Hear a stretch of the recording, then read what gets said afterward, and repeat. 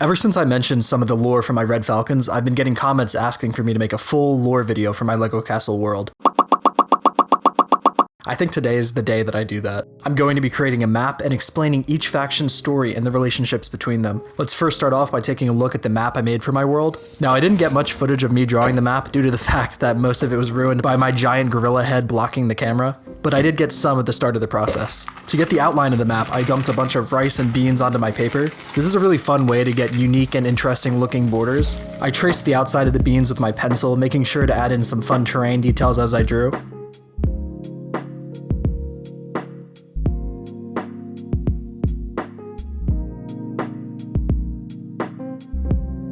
Next, I needed to start outlining the details of the map and where I wanted everything to go.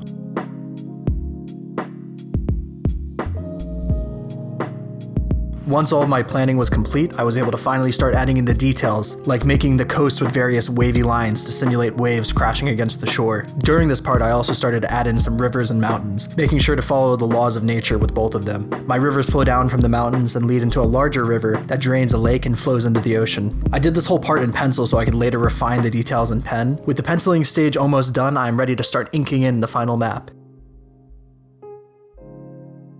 I made sure the coast was done with a thick line so that the continent's borders were clearly visible. I then got into the extremely long process of inking in the mountains and the Queenswood Forest.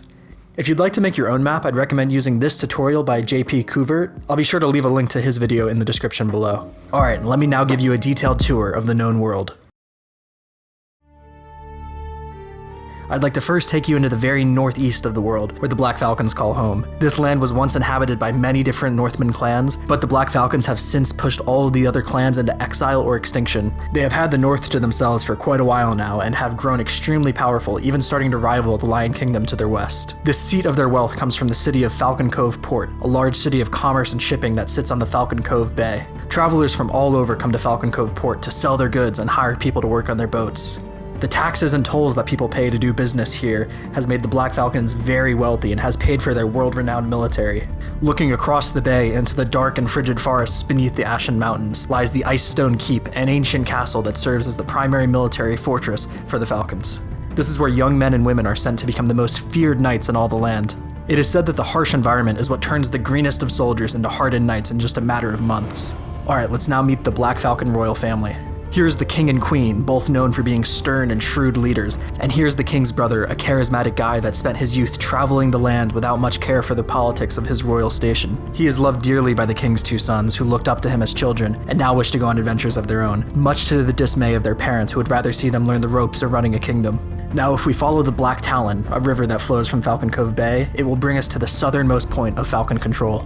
Falcon's Point is a castle that was once a Lion Knight's fortress, but is now home to the Red Falcons. The story goes that many years ago, the Black Falcons were campaigning farther south than they have ever gone before. The supplies were low, and the morale was even lower. That was until the youngest son of the Falcon King arrived with a small group of retainers. This young hatchling took his small detachment in the dead of night and captured the fortress that had eluded the main army for years. For his extreme bravery and tenacity, the king granted him the very same castle and the right to start his own cadet branch of the family. Now in our present day, his descendants still hold that land and protect the border of the Black Falcon Kingdom. However, all those years in the south have changed the culture and ideals of the Red Falcon Lord. Him and his younger sister are starting to rethink their allegiance. Maybe a civil war is not too far off in the horizon. South of Falcon's Point is a dense forest known as the Queenswood. The Queenswood Forest is under the protection of the Lioness of the Lion Kingdom. All hunting, fishing, and lumber must be authorized by the Lion Knights or else face the wrath of the largest kingdom in all the lands. However, many brave forestmen still live off the land, hunting, fishing, and building their homes under the canopy of the forest. This has landed a lot of them in dank cells of the Lion's Den,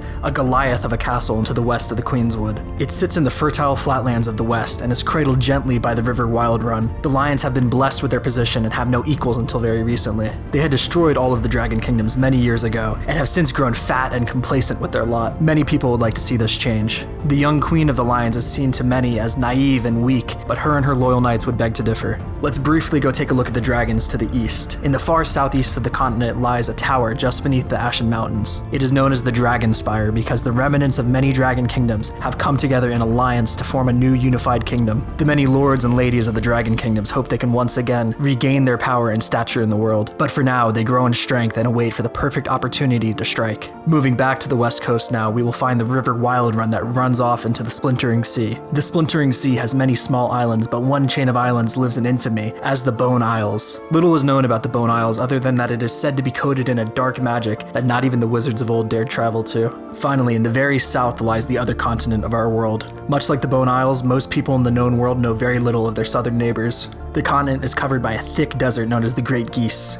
For most of recorded history, it was only occupied by the Giscari Orcs. The Orcs are known for being nomadic traders that have only one permanent settlement along the eastern coast to allow for them to trade with the Northerners. They lived alone for all they knew until not long ago when a group of Northmen arrived by boat and settled in the caverns and crags of the northern coast. They brought with them painted raven shields and wore brightly colored coats. They carried steel swords, the likes of which the Giscari had never seen before. These ravens were the very same group of Northmen that the Black Falcons had sent into exile so long ago. In the past, they lived as mere fishermen, farmers, and raiders until the Falcons took all that they had. As they traveled south away from their ancestral home, they picked up work as mercenaries. Many of them fought in the wars between the Lions and the Dragon Knights. They had to be versatile, serving as pikemen, crossbowmen, and even mounted knights. They were known for their ability to adapt quickly and effectively. Serving many different lords and ladies, they gained a reputation as experienced knights. But more importantly, they made a lot of gold. Enough of a purse to eventually build some ships from the quality lumber that the Queenswood was known for. They took these ships south and dared into the wild desert that only the orcs knew well. They would have to adapt again if they were going to make it here. It wasn't a particularly fertile expanse, but it did give them an opportunity to build their own stronghold. They built their castle on a jagged peak surrounded by caves and ravines. They were as high up as the shifting sands could bear. It was a true southern castle built with sandstone and close to the coast so they could maintain their beloved ships. The Orcs and Raven clan didn't interact much, but lately there is talk that the Raven King wants to make an alliance with the Orcs, with the intent to invade the northern continent and reclaim what was stolen from them by the Black Falcons. With the world on the brink of conflict, the commoners and peasants worry that soon they will have to trade in their pitchforks and scythes for shields and spear.